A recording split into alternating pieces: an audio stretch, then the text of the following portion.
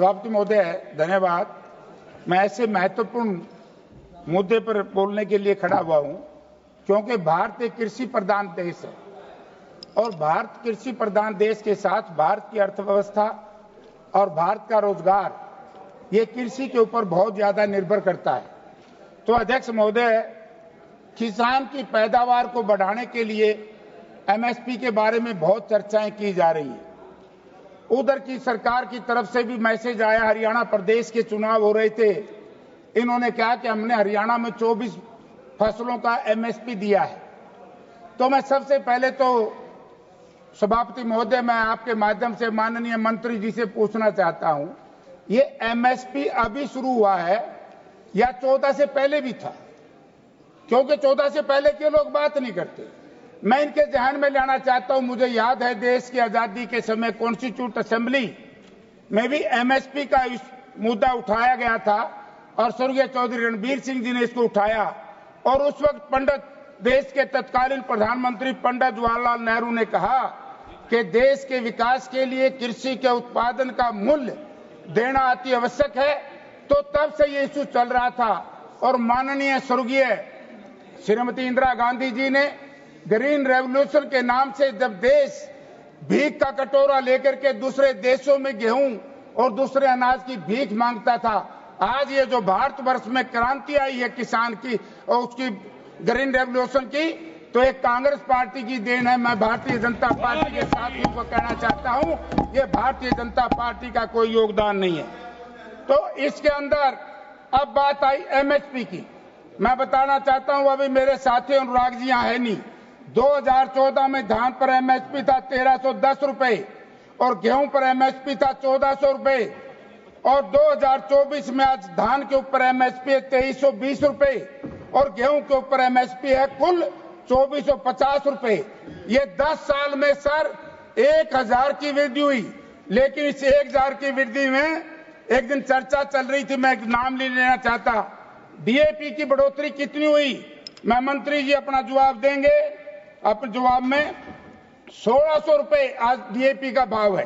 जब यूपीए सरकार थी 900 रुपए था।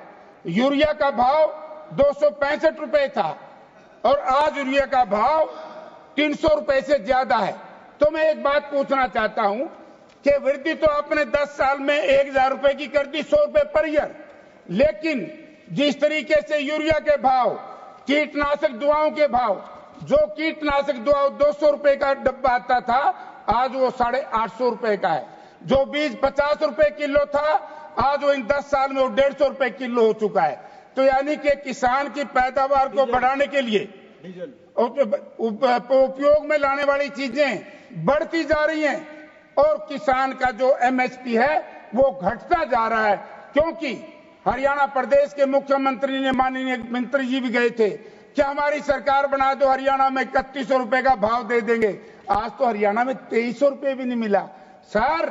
कुल 1600 रुपए प्रति क्विंटल के हिसाब से धान की फसल हरियाणा में, पंजाब में, वेस्टर्न उत्तर प्रदेश में कोड़ियों के भाव खरीदी गई। मैं आपके माध्यम से कृषि मंत्री जी से कहना चाहूंगा, या तो इसकी जांच कराओ, अगर 10% भी धान एमएसपी पे बिका हो हरियाणा पंजाब में तो मुझे दंडित कर देना, वरना जिन लोगों ने ये पैसा लिया है क्योंकि किसान के खाते में पैसा पूरा भेजा और ये कहा गया कि तेरा मॉइस्चर ज्यादा है, तेरा ब्रोकन ज्यादा है, किसान को कम पैसे दिए गए। ये लूट है इस एमएसपी के ऊपर। और मैं याद दिलाना चाहता हूं भारतीय जनता पार्टी के लोगों को, याद होगा यूपीए सरकार में सर आपने स्वामीनाथन कमीशन का इशू उठाया था।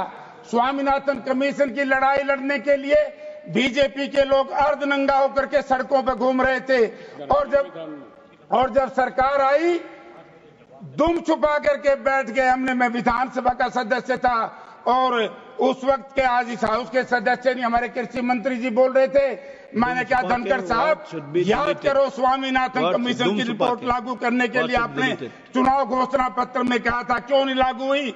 और इसी दौरान स्वामीनाथन कमीशन के जो मद थे उनको पूरा करने के लिए यूपीए सरकार में तत्कालीन डॉक्टर मनमोहन सिंह जी ने एक ग्रुप ऑफ चीफ मिनिस्टर बनाया था और ग्रुप ऑफ चीफ मिनिस्टर में चौधरी भूपेंद्र सिंह हुड्डा थे, स्वर्गीय प्रकाश सिंह बादल जी थे, मायावती जी थी और माननीय नरेंद्र मोदी जी भी उस वक्त यूपीए की सरकार में बनाए गए थे, याद होगा मुख्यमंत्री जी आपको भी। तो उस वक्त ये फैसला हुआ। आज जो बात करते हो आप किसान के कर्ज की, यूपीए सरकार में 60,000 करोड़ रुपया किसान का माफ हुआ तो यूपीए सरकार में हुआ, और आपने 17 लाख करोड़ रुपया चंद परिवारों का, साहूकारों का, धन्ना सेठों का माफ करने का काम किया। इस देश के लोग ये चाहते हैं कि खून और पसीने की कमाई से सुखी धरती का सीना चीन करके इस देश का अन्न हम पैदा करें और हमारे अन्न का लाभ चंद लोग उठाएं, धन्ना सेठ उठाए। मैं इसका विरोध करता हूं। और मंत्री जी, अब ये अनुराग जी चले गए। आज कल ही मैंने पढ़ा है, आज हिमाचल का किसान बड़ा दुखी है कि कहीं अमेरिका से जो सेब आएगा वाशिंगटन से, अगर उसकी एक्साइज ड्यूटी आपने कम कर दी तो हमारा सेब रुड़ जाएगा। तो इसलिए मेरा आपसे ये भी निवेदन है कि किसान के खेत में जो फसलें पैदा होती हैं उनका भाव ज्यादा से ज्यादा दिलाने का काम करें। और मैं तो एक और कहना चाहता हूं, हमारे साथी कह रहे थे मंडियों का, एक सर्कुलर आपने और निकाल दिया है। 25 नवंबर 2024 को कृषि विपणन पर जो चिट्ठी निकाली गई है वो किसान के लिए काला संदेश है, काला वारंट है। यदि इस देश में विपणन का सिस्टम जो आपकी चिट्ठी में मैंने पढ़ा उसको लागू कर दिया गया, किसान को बहुत बड़ा नुकसान होगा। आप बात करते हैं कि किसान निधि, सर 2019 से लेकर के आज तक 6 रुपये मिलते हैं ना किसान को, 6,000 रुपए, 6,000 है ना। अब आए डीजल के दाम। डीजल के दाम उस वक्त डीजल के दाम थे 2004 में 22 रुपये, पेट्रोल के थे। अब मैं बताना चाहता हूं बीजेपी के साथियों को तकलीफ होगी, 2004 में मंत्री जी 22 रुपए और आज डीजल है 100 रुपए। कितना बढ़ा? एक ड्राम में 7,000 से ऊपर पैसे बढ़ गए। ये बात आप सर लोगों को बताओ। देते हो 6,000 रुपए साल में और एक ड्राम में लेते हो किसान से 7,000 रुपए। आप किसान के सबसे बड़े विरोधी सरकार है। तो आज ये भारतीय जनता पार्टी नीच सरकार है जिसने किसान के तेल का लाभ उठाने के लिए 2014-15 में 29,289 करोड़, डीजल 42,880 करोड़, 2015-16 में 29% की वृद्धि हुई। 2019-20 में सर 2,30,000 करोड़ रुपए का मुनाफा इन लोगों ने डीजल से हुआ। यदि एक किसान का कर्जा माफ कर देते, सारे देश के किसान पर 2 लाख करोड़ रुपए कर्जा नहीं है, तो मंत्री जी आप इस देश के किसान का कर्जा माफ कीजिए। किसान का जो डीजल आपने इतना महंगा बेचा है, करोड़ सस्ता था, उसका जो प्रॉफिट आपने कमाया है वही किसान को दे दे तो इस देश का किसान इस कर्जे से बच जाएगा। और हजारों हजार किसान जो आए साल आत्महत्या करने पर विवश हैं, उनकी भी जान बच जाएगी। तो अध्यक्ष महोदय, अब आगे एक सिंचाई की बात। खेती को पैदावार बढ़ाने के लिए सिंचाई चाहिए ना जी। सिंचाई में क्या किया इस सरकार ने? SYL नहर, कानून का राज नहीं मानती है सरकार, कानून को नहीं मानती। अगर कानून को केंद्र की सरकार मानती, सुप्रीम कोर्ट ने SYL नहर के लिए कहा कि नहीं मंत्री जी कि नहर खुदवाओ SYL? आपने खुदवाई है क्या आज तक? आज वाटर रिसोर्सेज मिनिस्टर यहां से चले गए, मैं उनका सुन रहा था वक्तव्य। SYL का हमारा मामला पेंडिंग। लखवार 82 2 डैम थे, यूपीए सरकार के टाइम में, डॉक्टर मनमोहन सिंह जी के टाइम में शुरू हुए और चौधरी भूपेंद्र सिंह हुड्डा कांग्रेस की सरकार थी, हमने उस पर पैसा खर्च किया। आज ये बताइए कि उस वक्त से लेकर के आज तक लखवार 82 डैम के ऊपर आपने क्यों नहीं काम शुरू कराया? क्यों? कभी किसान की आमदन, किसान को सस्ता पानी ना मिल जाए नेचुरल रिसोर्सेज से, उसके उपज के दाम ना बढ़ जाए, किसान को कमजोर करने का काम भारतीय जनता पार्टी की सरकार ने किया।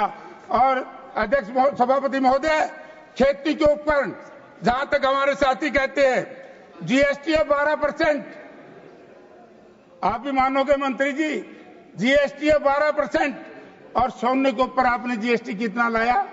3%।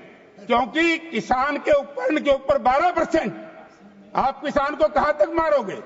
और जब किसान, इस देश का किसान धरना देता है, आप उस मीटिंग में गए थे, डल्लेवाल साहब को उनको गिरफ्तार करा के आ गए, लाठियों से किसानों को पीटा गया, सर, आजादी के बाद यदि इस देश में कहता हूं कि ऐसा राज है भारतीय जनता पार्टी का किसान के लिए जैसा अंग्रेज का राज था, या तो अंग्रेज के राज में लाठियां पड़ती थी या भारतीय जनता पार्टी के राज में लाठियां पड़ी। 730 किसानों को सियादत दी, उसके बाद आप फिर दोबारा से वही कानून लाना चाहते हैं।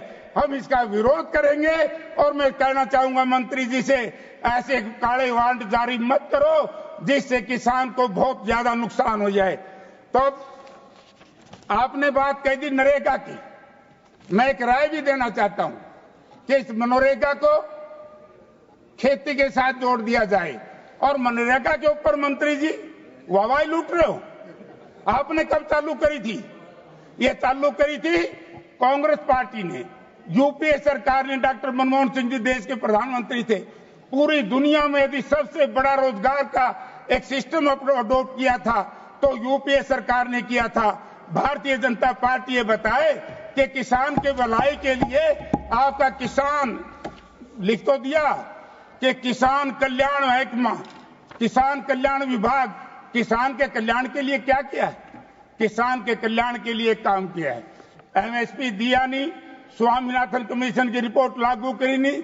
ग्रुप ऑफ चीफ मिनिस्टर की जब बात आई थी तो उस वक्त मैं आपको बताना चाहता हूं सभापति महोदय, 3 लाख रुपए तक का शॉर्ट टर्म, आपको याद होगा नेशनलाइज बैंक 12% देते थे, तो यूपीए सरकार ने उसको 3-4% किया था। और हरियाणा में जो कांग्रेस पार्टी की सरकार थी, हुड्डा साहब थे, हमने आज से 11 वर्ष पहले 12 वर्ष पहले उसको माफ कर दिया था।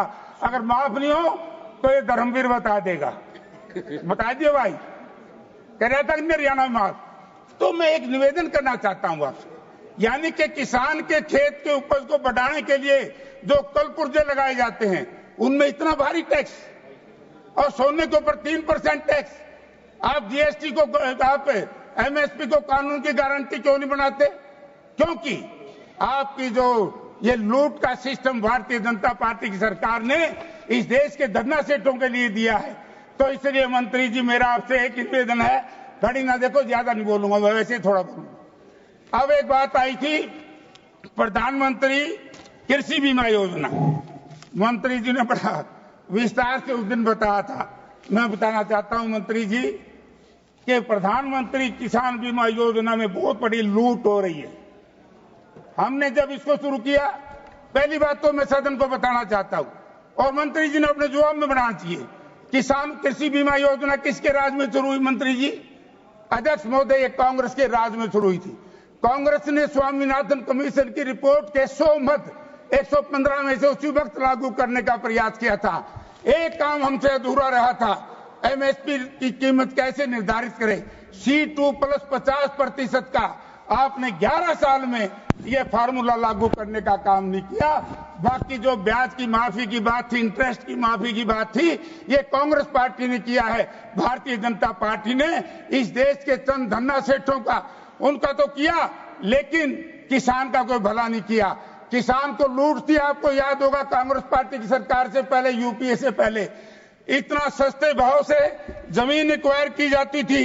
और लैंड एक्विजिशन की लड़ाई माननीय राहुल गांधी जी ने भट्टा परसोल से लेकर के एक लड़ाई लड़ी, और भारतीय जनता पार्टी की सरकार ने राहुल जी और उनके साथियों को गिरफ्तार किया। राहुल जी क्या कह रहे थे? राहुल जी केवल एक बात कह रहे थे कि जिस तरीके से लैंड एक्विजिशन एक्ट हरियाणा में बनाया हुआ है पूरे देश में लागू हो, और उत्तर प्रदेश में लागू नहीं किया।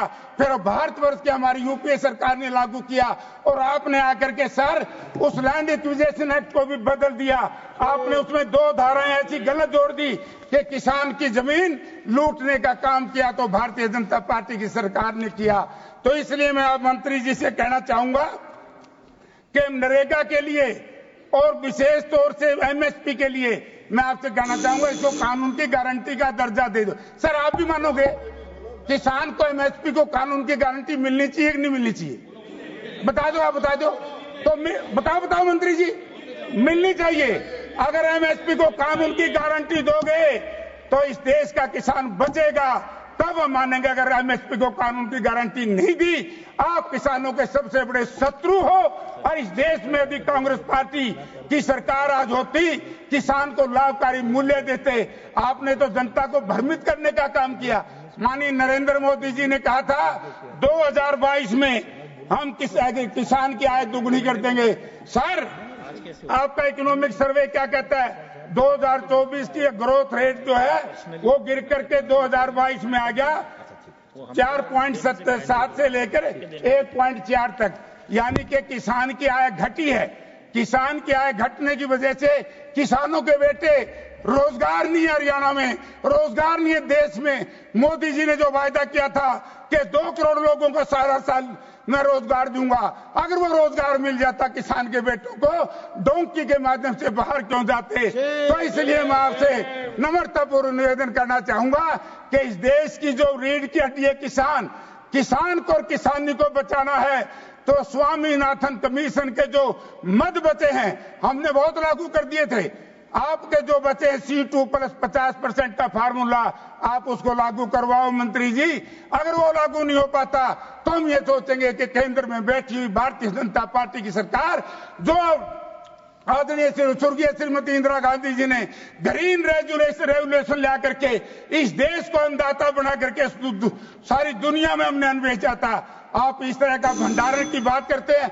एक अंत में कहना चाहूंगा सर, भंडारण भी कुछ लोगों को दे दिया। मेरा मंत्री जी से एक सुझाव है, एफसीआई के पहले जो गोडाउन होते थे मंत्री जी, वो खुली छूट पे पुल भी दिए जाते थे। आज एक ही व्यक्ति को पूरे भारतवर्ष के भंडारण का काम जो दिया जा रहा है, मैं उसकी निंदा करता हूं। और मंडियों को बंद करने का जो काम, जो चिट्ठी आपने लिखी है, तो दोबारा मंत्री जी उस चिट्ठी को मंगवा लो, वरना इस देश का किसान और मजदूर सड़कों पर आकर के आपके खिलाफ लड़ाई लड़ने में विवश हो जाएगा। पहले 730 किसानों की शहादत आप ले चुके हैं। आप तो अंग्रेज से भी खतरनाक निकले। अंग्रेज के राज में कम से कम हमें यह था, हमारे पूर्वजों ने, हमने देश आजाद कराना है। आज आजादी के बाद भी एक ऐसा राज इस देश के लोग ले आए कि किसानों को शहादत देनी पड़ी।